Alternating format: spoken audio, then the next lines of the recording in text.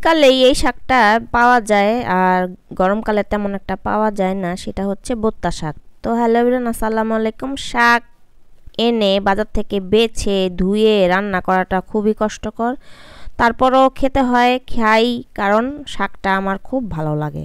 এই যে শাক বেছে ধুয়ে নিছি আর কড়াইয়ে দিয়ে দিব।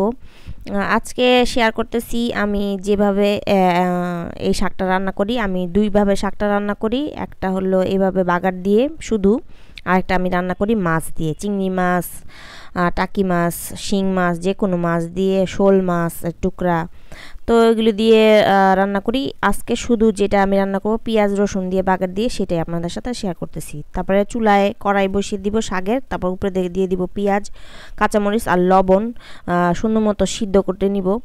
যে দেখেন, আর এটা সিদ্ধ করতে গিয়ে কিন্তু অনেক পানি উঠে, পানিটা ফেলে দিতে হবে, না হলে কিন্তু শাকটা পানসা লাগবে। আর আপনারা যদি শাকের সবুজ রঙটা চান তাহলে আর ঢেকে দিবেন না, এভাবেই সুন্দর করে নাড়াচাড়া দিয়ে শাকটাকে পেঁয়াজটাকে সুন্দর মতো সিদ্ধ করে নিব, সাথে কাঁচামরিচগুলোও। কতগুলি শাক সিদ্ধ হয়ে কতটুকু হয়ে গেল দেখেন।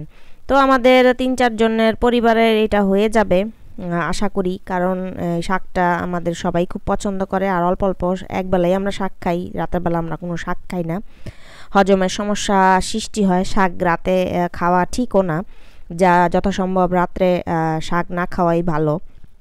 তো দেখেন শাকটাকে সুন্দর মতো এইভাবে পেঁয়াজগুলি নিচে দিয়ে পেঁয়াজটাও সিদ্ধ করে নিতে হবে। এই যে পেঁয়াজটা সিদ্ধ হয়ে গেলে বুঝতেই পারবেন যে সিদ্ধ পেঁয়াজ কেমন। এই যে এটাকে সুন্দর মতো এখন ছেঁকে নিব, কারণ অনেকগুলি পানি উঠছে। তারপরে ছেঁকলাই আবার এই কড়াইটাই বসিয়ে দিয়ে বাগার দিব। বাগারেতে আমি শুধু রসুন আর অল্প একটু পেঁয়াজ ব্যবহার করছি। এখানে চাইলে আপনারা শুকনো মরিচও দিতে পারেন।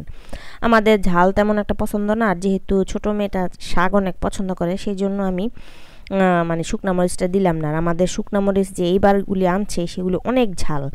তো এই যে দেখেন পেঁয়াজ রসুনটা এরকম লাল করে ভেজে নিয়ে শাকটা দিয়ে দিব। এখন হচ্ছে নাড়ানাড়ির পালা আর একটু গুতাগুতির পালা, এটাকে ম্যাশ করে দিতে হবে। খেতে কিন্তু খুবই ভালো লাগে এভাবে করে রান্না করলে। আর ম্যাশ আমি একটু সাবধানতা অবলম্বনই করে দিব, কারণ অনেকগুলি কাঁচামরিচ দিছি, আর এই কাঁচামরিচগুলি কিন্তু আমার ছাদ বাগানের কাঁচামরিচ, অনেক ঝাল।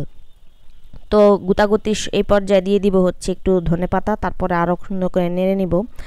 আর মরিচটা সাবধানে নিয়ে গুতাগুতি করব, কারণ কি মরিচটা ভেঙে গেলে অনেক ঝাল হয়ে যাবে, যেহেতু শাকের পরিমাণ খুবই কম।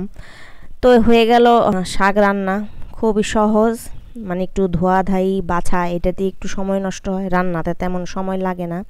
আর এই যে হয়ে গেল শাক রান্না, এটা হচ্ছে শাকের ফাইনাল লুক। আর আপনাদের ভাইয়া খাবে সেটাও আমি আপনাদের সাথে শেয়ার করতেছি। তো এই যে রান্নাটা প্রায় শেষ হয়ে গেছে, আমি এখন চুলা বন্ধ করে দিয়ে দিনের আলোতে একটু দেখে দিচ্ছি। এটা যেহেতু রান্নাটা আমার চুলাটা একটু অন্য সাইডে অন্ধকার, এটা হচ্ছে শাকের ফাইনাল লুকটা।